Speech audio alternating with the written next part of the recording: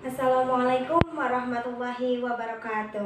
Perkenalkan, nama saya Nabhan Hayati Mustika Ati dari kelas 1B BK. Di sini saya akan menyampaikan materi mengenai dakwah Islam di Nusantara dan asal-usul Muhammadiyah. Awal kedatangan Islam di Nusantara. Beberapa teori menjelaskan bahwa agama Islam telah masuk ke Indonesia pada abad ke-7 Masehi atau 1 Hijriah, tetapi baru tersebar luas pada abad ke-13 Masehi. Hal ini ditandai dengan berdirinya kerajaan Islam tertua di Indonesia, yakni Perlak dan Samudra Pasai di Aceh. Selanjutnya, berkembanglah pusat-pusat perdagangan di daerah pantai Sumatera Utara, lalu menyebar ke Pulau Jawa dan ke Indonesia bagian timur. Ada kalangan yang menyatakan bahwa memang benar Islam sudah datang ke Indonesia sejak abad 1 Hijriah atau abad ke-7 atau ke-8 Masehi, tetapi baru dianut oleh para pedagang Timur Tengah di pelabuhan-pelabuhan.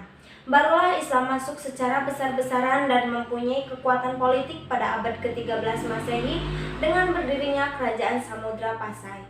Hal ini terjadi akibat arus balik kehancuran Baghdad, ibu kota Abbasiyah, oleh Hulagu. Kehancuran Baghdad menyebabkan pedagang muslim mengalihkan aktivitas perdagangan ke arah Asia Selatan, Asia Timur, dan Asia Tenggara. Penyebaran Islam merupakan salah satu proses yang sangat penting dalam sejarah Indonesia. Pedagang muslim sudah ada di sebagian wilayah Indonesia selama beberapa abad sebelum Islam menjadi agama yang mapan di masyarakat. Kapan, mengapa, dan bagaimana konversi penduduk Indonesia ini mulai terjadi telah diperdebatkan oleh beberapa ilmuwan, tetapi kesimpulan pasti tidak mungkin dicapai karena sumber-sumber yang ada tentang Islamisasi sangat langka dan sering sangat tidak normatif. Seminar tentang kedatangan Islam ke Indonesia pernah diadakan di Aceh pada tanggal 17 sampai 20 Maret 1964 dan berkesimpulan bahwa menurut sumber-sumber yang ada, Islam untuk pertama kalinya telah masuk ke Indonesia pada abad ke-1 Hijriah atau abad ke-7 atau 8 Masehi dan langsung dari Arab. Ada beberapa teori yang mencoba untuk memberikan kepastian asal-usul kedatangan Islam di Indonesia, antara lain yang pertama yaitu teori India. Teori ini menyatakan bahwa Islam Indonesia berasal dari Gujarat dan Malabar. Pendapat ini dipelopori oleh Pinjapel yang menelusuri Islam Indonesia melalui pengikut mazhab Syafi'i dari Gujarat dan Malabar. Apalagi kawasan ini sering disebut dalam sejarah purbakala Indonesia. Pendapat ini diikuti oleh ilmuwan W.F. Stutterheim, G.C. van Leer. Bahkan pendapat ini didukung oleh Mockut dari Belanda, Carl Vincent Boux, dan lain-lainnya. Yang kedua yaitu teori Arab atau Mekah. Teori ini menjelaskan bahwa Islam yang masuk ke Indonesia datang langsung dari Mekah atau Madinah.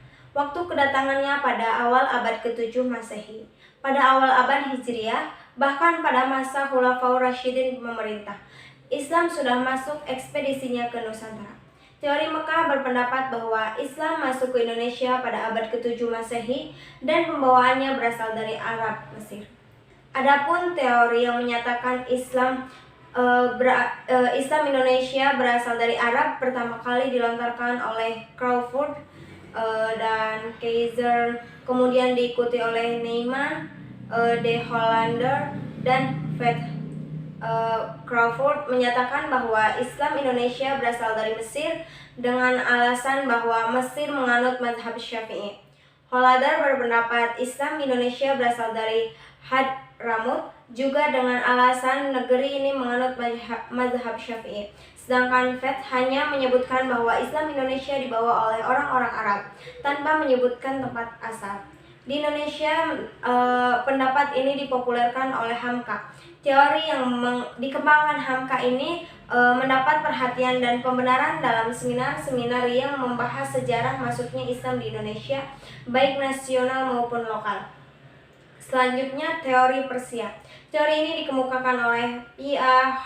Hoessein Jajadiningrat. Teori ini menjelaskan bahwa agama Islam yang masuk ke Nusantara berasal dari Persia singgah ke Gujarat, sedangkan waktunya sekitar abad ke-13 Masehi.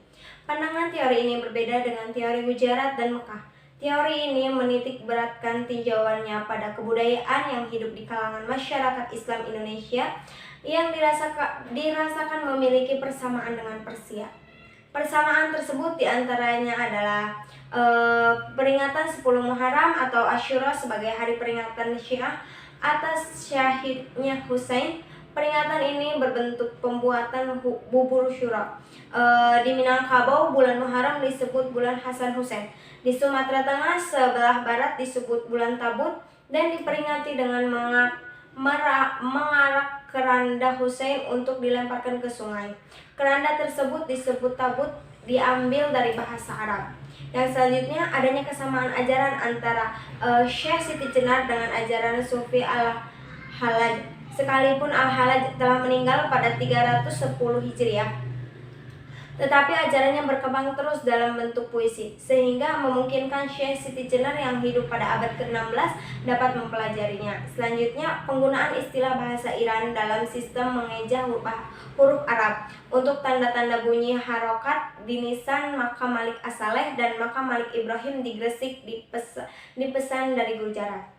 Namun teori ini dikritik oleh Saifuddin Zuhri. Ia menyatakan sulit untuk menerima pendapat tentang kedatangan Islam ke Nusantara berasal dari Persia.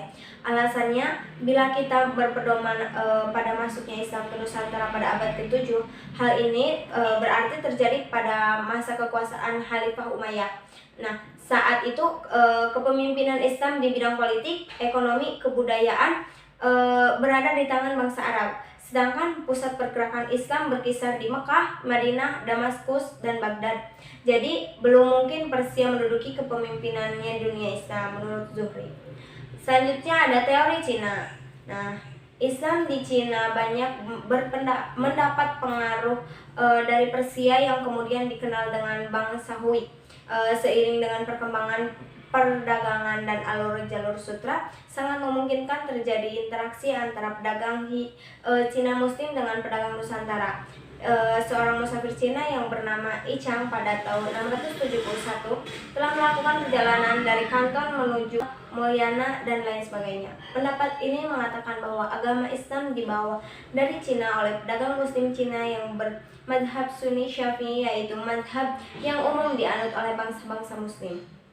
Sepanjang jalan sutra, argumen lain yang mengatakan bahwa Islam datang dari Cina adalah ketika terjadi ekspedisi Mongol untuk menghukum Raja Kartanegara. Dari uraian tentang teori-teori kedatangan Islam ke Nusantara tersebut, dapat disimpulkan bahwa Islam masuk ke Indonesia dengan jalan damai pada abad ke-7 Masehi dan mengalami perkembangannya pada abad ke-13. Pemenang-pemeranan dalam penyebaran Islam adalah bangsa Arab, bangsa Persia, dan Gujarat India. Selanjutnya, asal-usul Muhammadiyah. Muhammadiyah didirikan oleh Kiai Haji Ahmad Dahlan pada tanggal 8 Zulhijjah 1330 Hijriah yang bertepatan pada tanggal 18 November 1912 Masehi di Yogyakarta. Ide dasar Kiai Haji Ahmad Dahlan mendirikan organisasi Muhammadiyah antara lain yaitu perlunya pembaruan dalam berbagai bidang kehidupan umat Islam karena peranan umat Islam telah rusak dan hilang di berbagai bidang, misalnya di bidang politik, ekonomi, perdagangan, pendidikan, kebudayaan, dan keagamaan. Selanjutnya, memurnikan kembali ajaran Islam yang telah tercampur dengan berbagai paham sehingga muncullah tahyul, khurafat, bid'ah, dan syirik di kalangan masyarakat muslim.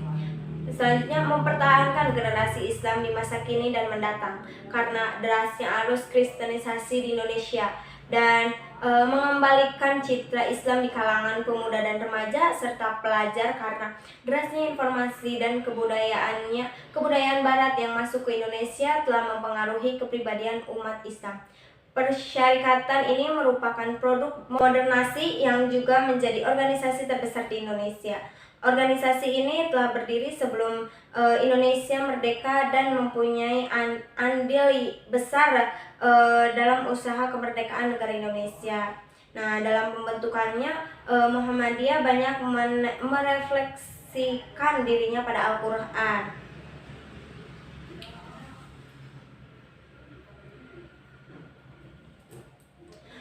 Mungkin cukup sekian yang dapat saya sampaikan, kurang lebihnya mohon maaf. Wassalamualaikum warahmatullahi wabarakatuh.